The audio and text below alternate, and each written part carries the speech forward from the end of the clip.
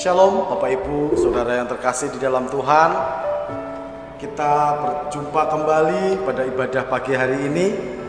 Sekian lama kita sudah tidak berjumpa, namun kali ini kita bertemu dalam ibadah offline.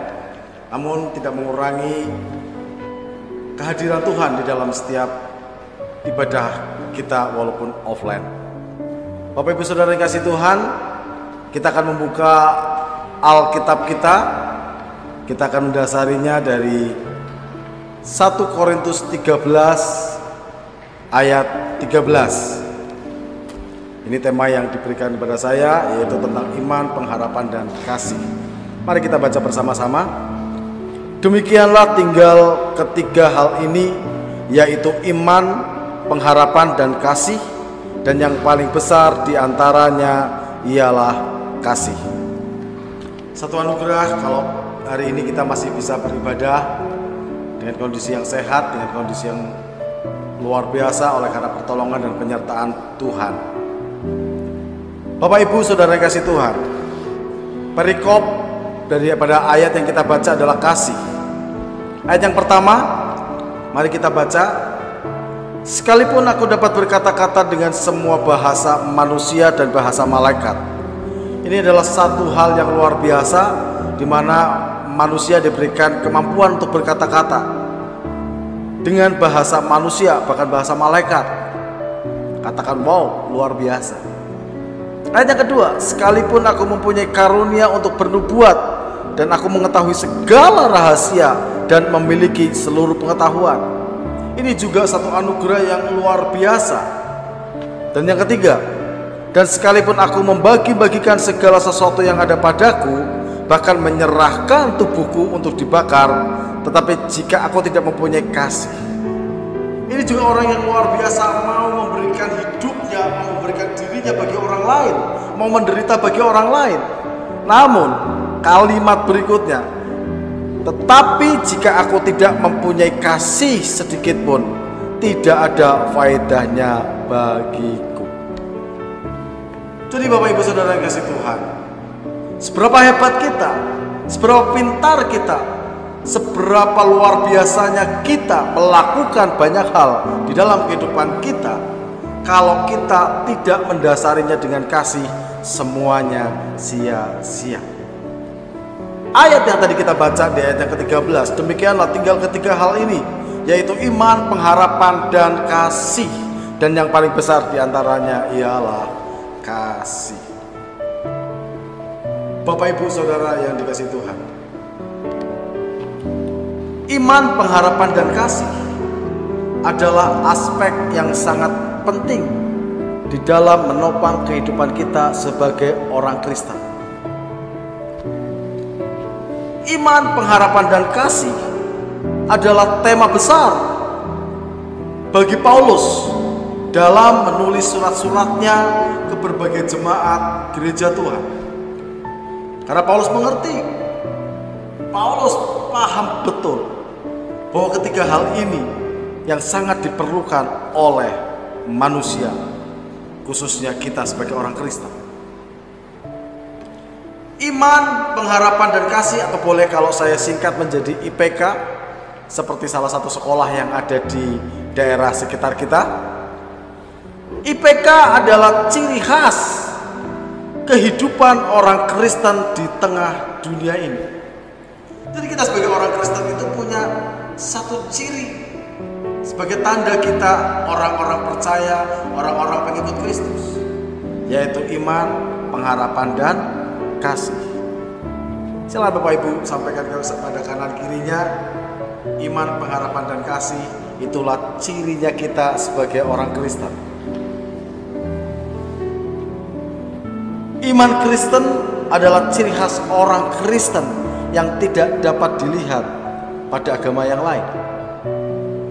Tanpa iman yang sejati kepada Kristus, segala pengharapan akan menjadi harapan yang kosong dan tidak mendasar. Kita punya iman, itulah yang mendasari pengharapan kita akan keselamatan yang kekal.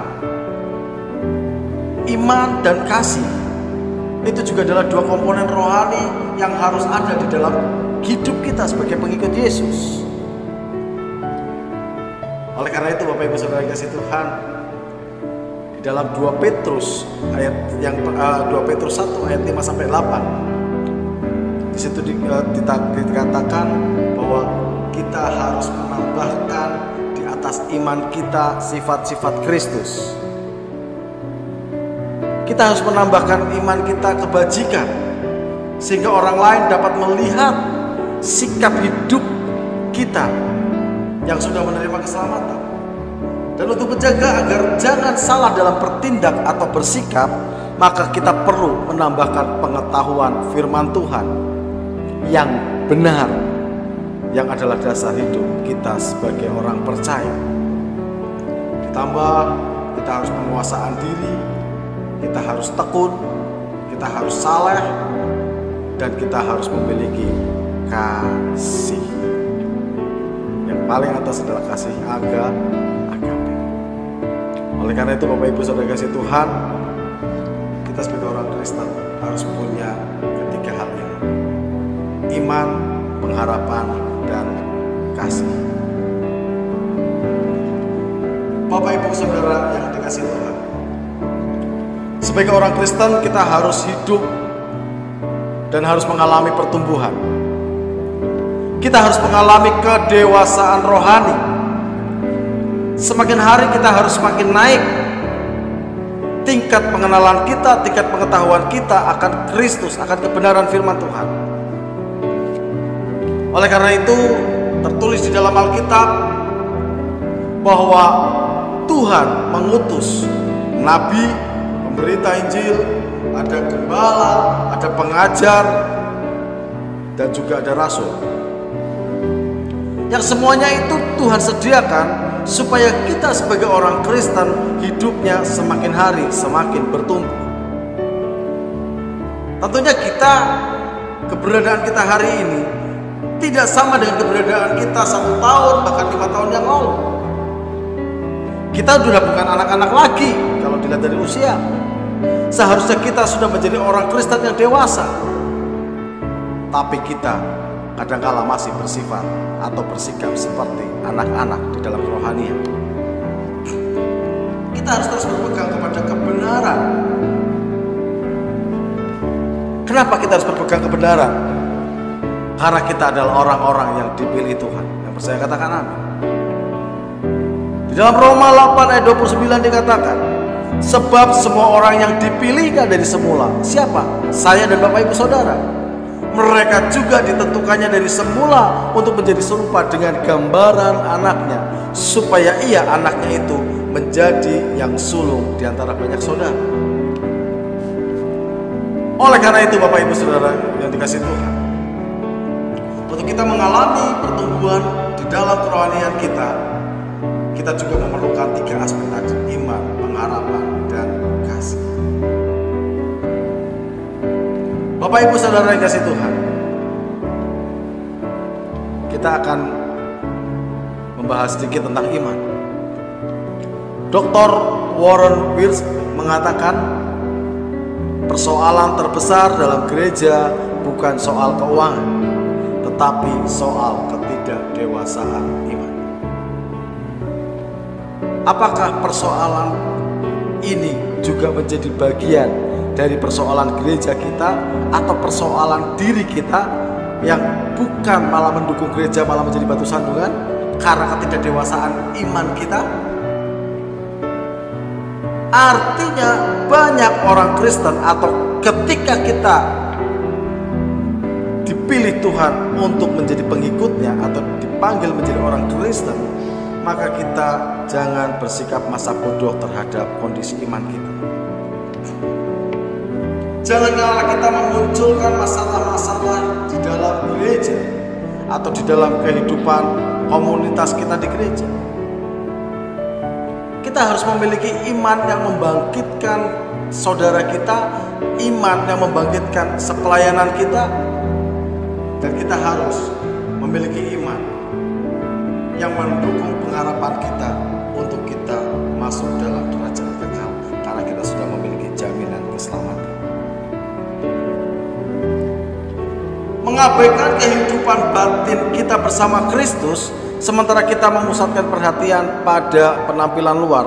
Ini jangan sampai terjadi. Kita harus fokus kepada kerohanian kita. Kita harus bangun kepada manusia rohani kita. Dunia memang menawarkan sesuatu yang indah. Dunia menawarkan sesuatu yang luar biasa. Tapi adakah kita juga membantu atau memoles atau membangun keimanan kita seperti kita melihat dunia menawarkan? Jangan sampai kita terkecoh. Apalagi dengan pandemik yang sedang terjadi seperti sekarang ini, seolah-olah sekeliling kita menawarkan sesuatu supaya kita mudah untuk mendapatkan pertolongan, mudah untuk mendapatkan sesuatu yang kita harapkan, yang kita inginkan. Di tengah pandemi ini semua orang terdampak. Kita harus bangkit, kita harus punya iman bahwa ini pasti akan berlalu. Kita mungkin mengalami, kita mungkin terdampak. Mari kita punya iman bahwa kita pun akan melewati setiap masalah ini. Kita akan mengalami pertolongan Tuhan. Kita akan mengalami penyertaan Tuhan, pemeliharaan Tuhan ketika kita berserah dan kita mengandalkan Tuhan dalam kehidupan kita. Dan itu perlu dengan iman yang sejati. Jangan seperti apa kata dunia. Kesan pertama begitu menggoda, tapi selanjutnya menjerumuskan. Kita harus selektif benar-benar dengan berbagai fenomena yang terjadi sekeliling kita. Adakah membangun iman kita atau malah merusak keimanan kita? Perhatikan Bapak Ibu Saudara yang dikasihi Tuhan. Tuhan tidak tertarik dengan apa yang terjadi di dalam tampilan luar, tapi Tuhan melihat apa yang ada di dalam hati kita. Tuhan tidak melihat fisiknya dari luar, tapi Tuhan melihat apa yang ada di dalam diri kita, di dalam hidup kita. Bapak Ibu Saudara yang dikasihi Tuhan, kehidupan kita yang baik, yang sejati adalah apa yang keluar dari dalam hati kita. Bukan apa yang dari luar masuk dalam hati kita atau diri kita, tapi apa yang di dalam diri kita itu yang keluar. Yang menjadi pertanyaan adalah bagaimana kita mengubah atau menjalani kehidupan yang dari dalam bisa keluar. Dan ini berbicara tentang iman. Yang pertama, perbaharui komitmen kita kepada nilai-nilai kebenaran firman Tuhan. Selama ini kita mungkin mengabaikan apa yang menjadi pesan daripada firman Tuhan. Selama ini mungkin kita meninggalkan apa yang menjadi pesan firman Tuhan. Mari kita kembali untuk kita punya komitmen melakukan apa yang menjadi kebenaran firman Tuhan, apa yang menjadi kehendak Tuhan. Untuk kita bisa melakukan apa yang menjadi kehendak Tuhan, untuk kita bisa menjadi serupa dengan Kristus, maka kita harus tahu. Ini yang sedang saya baca beberapa waktu yang lalu. Dan di beberapa status saya tuliskan, kita harus to know, mengetahui. Kita harus to do, melakukan. Dan kita harus to be, menjadi. Bagaimana kita bisa menjadi serupa dengan gambaran Kristus kalau kita enggak melakukan firman Tuhan? Bagaimana kita bisa melakukan kalau kita enggak mengetahuinya? Oleh karena itu, mari kita mulai mengetahui firman Tuhan dengan kita membaca. Untuk kita melakukan dan kita menjadi serupa dengan Kristus. Yang berikutnya, kembangkan kehidupan kerohanian kita bersama dengan Yesus. Ada satu lagu yang mengatakan, bila engkau tak besertaku, ku tak mau berjalan. Ku perlu Tuhan, pimpin langkahku dengan kasih karunia-Mu. Satu lagu yang mengingatkan kita bahwa ketika kita tidak berjalan bersama dengan Yesus, ada sesuatu yang merasa kurang, ada sesuatu yang kita merasa gak safety. Mari kita libatkan Tuhan di dalam setiap pergumulan hidup kita. Mari kita libatkan Tuhan di dalam setiap aspek kita. dengan kita berjalan bersama dengan Yesus. Supaya kita bisa berjalan dengan Yesus, kita harus tahu apa yang menjadi kehendak Tuhan dengan kita membaca Alkitab. Yang berikutnya, bangunlah kehidupan doa sebagai percakapan dua arah. Kita kadangkala membangun iman kita, membangun kehidupan doa kita hanya satu arah. Kita hanya minta, tapi kita tidak pernah memberi kesempatan untuk Tuhan berbicara kepada kita. Mari kita ubah cara doa kita. Berikan waktu supaya Tuhan berbicara dalam hidup kita. Berikan kesempatan supaya Tuhan berbicara dalam hidup kita, di dalam doa-doa kita. Ubah doa kita yang tadinya satu arah menjadi dua arah. Berikan kesempatan supaya Tuhan berbicara melalui Roh Kudus dalam hati kita, dalam hidup kita. Bapak Ibu Saudara yang dikasihi Tuhan, di dalam 1 Korintus 13 ayat 13 tadi dikatakan ada kalimat iman, pengharapan, dan kasih. Dan di situ ada satu kalimat, yaitu dan yang paling besar diantaranya ialah kasih. Mengapa kasih disebut sebagai yang terbesar? Ketika saya membaca hal ini, saya pun juga merenungkan. Saya juga memikirkan kenapa kasih itu merupakan satu hal yang terbesar. Bapak Ibu Saudara yang kasih Tuhan, iman dan pengharapan itu bersifat subjektif dan personal, lebih kepada diri kita, lebih bagaimana kita melakukan. Kalau kasih bersifat objektif dan global, universal. Iman dan pengharapan membangun dan memberkati diri sendiri. Saya mau seperti ini, saya harus seperti ini. Kalau masuk surga saya harus punya iman yang sejati. Tetapi kasih memberkati orang lain dan juga diri kita sendiri. Ada satu sinergi dengan orang lain. Ada satu kesempatan untuk kita berkomunikasi, berinteraksi dengan yang lain. Sehingga kalau kita sudah punya iman yang kuat, pengharapan yang sejati hanya di dalam Yesus, maka melalui kasih kita bisa bagikan iman yang kita miliki, kita bisa ceritakan pengharapan yang kita punya, supaya orang pun juga memiliki iman dan pengharapan yang sama untuk datang kepada Yesus. Orang bisa merasakan, orang bisa mengalami ketika kita melakukannya dengan kasih. Bapak Ibu Saudara yang kasih Tuhan, kalau tadi dikatakan kasih adalah yang terbesar, bagaimana dengan pengharapan? Kalau kita baca, kita cari di dalam Alkitab bahwa tidak banyak ayat yang mengatakan tentang pengharapan atau tentang harapan. Tapi saya yakin dan percaya kalau Paulus menuliskan ini di dalam Alkitab, iman, pengharapan, dan kasih, pasti ada sesuatu yang Paulus maksudkan. Pasti ada satu rencana yang Tuhan mau kerjakan di dalam hidup kita. Mari kita berpikir positif bahwa pengharapan itu adalah suatu power, suatu kuasa yang memampukan kita untuk kita bergerak maju,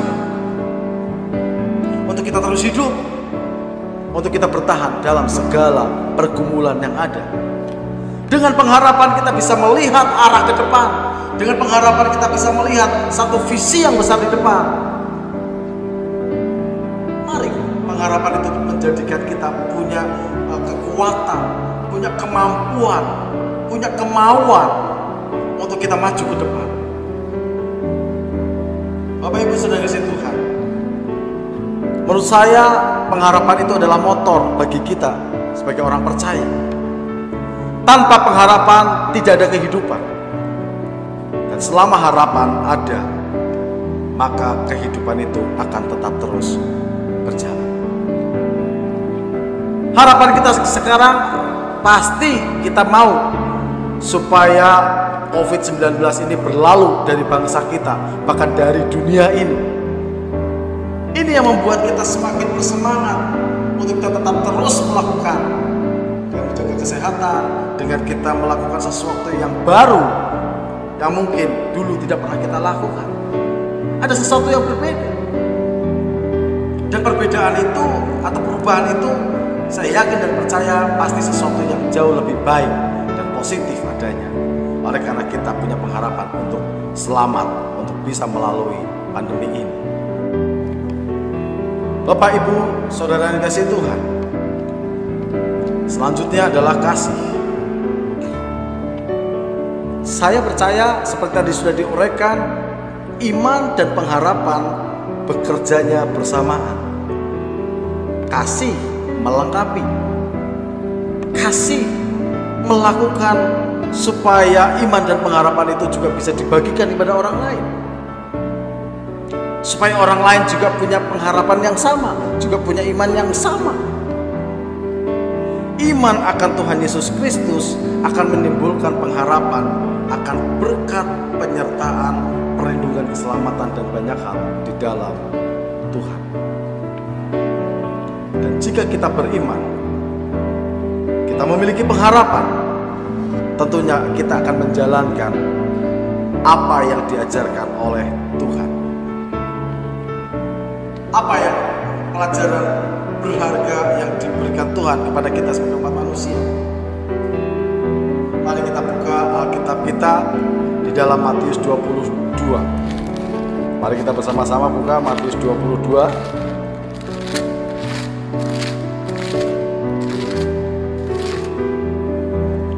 Matius 22 ayat yang ke-36. Kita mulai. Demikian firman Tuhan. Guru, hukum manakah yang terutama dalam hukum Taurat? Jawab Yesus kepadanya, kasihilah Tuhan Allahmu dengan segenap hatimu, dan dengan segenap jiwamu, dan dengan segenap akal budimu. Itulah hukum yang terutama dan yang pertama.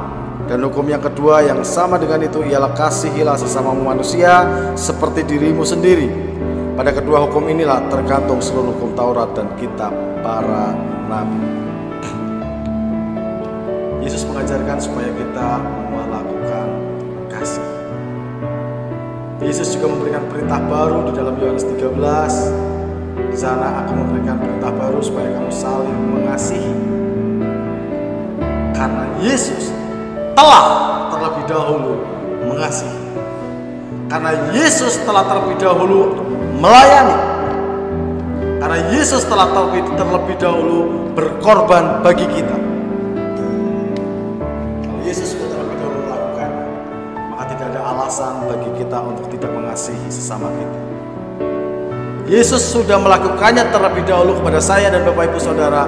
Tidak ada alasan lain lagi untuk kita tidak melayani sesama kita, untuk kita tidak menolong sesama kita, karena Yesus sudah melakukannya terlebih dahulu buat kita. Oleh karena itu Bapak Ibu Saudara yang kasih Tuhan, kasih melengkapi iman dan pengharapan kita. Dan dengan kasih maka kita dikenal sebagai murid-murid Kristus. Oleh karena itu, mari kita sebagai orang-orang Kristen, kita bisa saling mengasihi, kita bisa saling membangun iman, kita bisa saling memberikan pengharapan di tengah dunia yang sedang memburuk ini.